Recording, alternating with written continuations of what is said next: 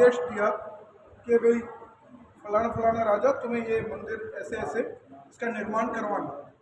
जो मंदिर के बिल्कुल पास में ही जो मीरा स्मारक के नाम से जो है वहाँ, जहाँ पर कथा अपना भागवत कथा का जो आयोजन होगा वो देखना, वो जो है उसे मीरा स्मारक कहते हैं।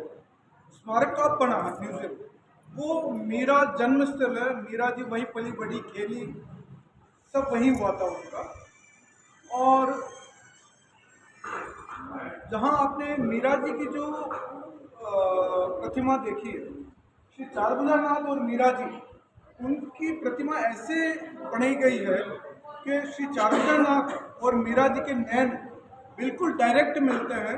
चाहे कितना ही लंबा 7 फीट लंबा कोई बंदूक पदार्थ है, वो दोनों के बीच में आ ही नहीं सकता। मतलब वो उस हिसाब से बनाया हुआ है, मतलब उन दोनों के बीच में कोई नहीं आ सकता, उस हिसाब से बनाया हुआ है। एक तो ये हो गया।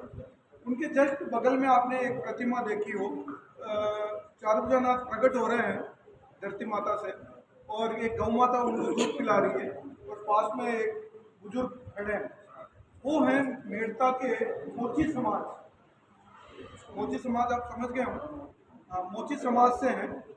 तो उनकी एक गौ जो है रोज बराबर इसी जगह अपने जहाँ मंदिर है वहाँ आके खड़ी हो जाती थी, और वहीं से जमीन से मूर्ति प्रकट होती थी, दूध की धार चलती थी, और चारभुजानाथ को दूध पिला के और वो वापस चली जाती थी। ऐसा रोज होता था। तो एक दिन वो जो बुजुर्ग हैं उनको बहुत दिक्कत हुई, दुखी हुए, क्योंकि रोज रोज मेरी गाय का दूध कौन निकाल लेता है। तो एक दिन वो पीछे पीछे आते हैं और वो दृश्य, वो चमत्कार वो देखते हैं, तो वो धन्य हो जाते हैं। और जब मंदिर बन जाता है उसके बाद भविष्यवाणी होती है प्रभु ठाकुर जी की कि भाई मेरे यहाँ पर प्रथम भोग इस मोची के घर का ही लगेगा। आज भी उनके वंशज हैं जो वहाँ एक पुरानी मिठाई की दुकान है मंदिर के सामने, वहाँ वो मंथली दे देते हैं। वहाँ से ही वो प्रसाद, प्रथम प्रसाद सुबह मंगला आरती के वक्त रोज आता है, और वहाँ वो प्रसाद सबको वितरण करते हैं। और उनके परिवार के लिए अलग से पुजारी जी रखते हैं, और उनका परिवार के जो सदस्य एक फिक्स आते हैं रोज, उनको प्रसाद चरणामृत और चंदन उनको वो रोज देते हैं। इसके अलावा बहुत से मंदिरों में अपन जाते हैं, ये देखते हैं कि भक्तों को दर्शन के चलो चलो आगे चलो आगे चलो।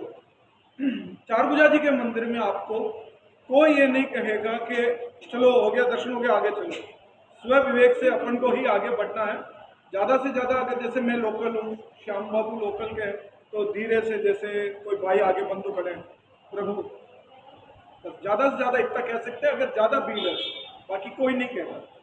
इसके अलावा पुजारी परिवार से, मैं भी उसी परिवार से हूँ, भैरवनाथ। वैसे जन्म मेरा शागलद्वीप ब्राह्मण समाज परिवार में लल्लड़ गोत्र में हुआ है।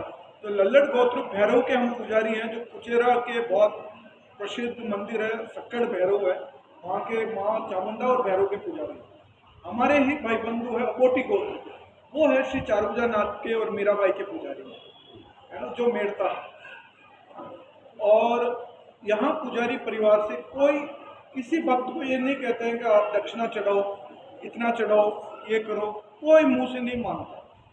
और अंदर जो भोजनशाला बनी हुई है, जो रसोड़ा बना है, वहाँ प्रसाद मात्र और मात्र जो पुजारी परिवार के जो तौती में है, जो उस 15 दिन ब्रह्मचारी पालन करते हैं, वो ही प्रसाद बनाएगा। वहाँ एक लक्ष्मण रेखा बनाई हुई है, उसे कोई क्रॉस नहीं कर सकता। उसी दरमियान उसी एरिया में वो प्रसाद बनाते हैं, दाल बाटी चूरमा।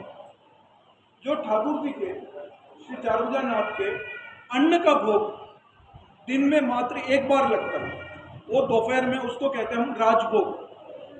जो उनकी थाली में बड़ी सी थाली है, लगभग 2.25 फीट की थाली बोले, उसमें दाल बाटी चूरमा, यही भोग रोज लगता है उनका। और उसी जब अब जैसे महाराज जी पधारे हैं, कोई जैसे कोई वीआईपीज आ गए, तो हम उनसे रिक्वेस्ट करते हैं कि आज हमारे पधार रहे हैं तो आप प्रसादी रखना। तो उस राजभोग में से उसने इतना सा उठा के सबको दे देते हैं, बाकी का रखते हैं। और राजभोग का प्रसाद हमें प्राप्त होता है, सौभाग्य प्राप्त होता है पाने का। और उसके बाद सुबह और शाम जो भी प्रसाद अगर कोई भक्तजन लाते हैं वो सिर्फ दूध की मिठाई का, दूध की मिठाई के पेड़े और पेठे, इस तरह की दूध की मिठाई का ही भोग लगता है, कलाकंद। उसके अलावा कोई अन्न का भोग नहीं लगता। यह है चारुंगानाथ मीरा जी की महिमा, उनकी कृपा की मैंने एक थोड़ी सी छोटी सी चीज बहुत सुंदर, आपको अवगत करवाया है। बहुत सुंदर।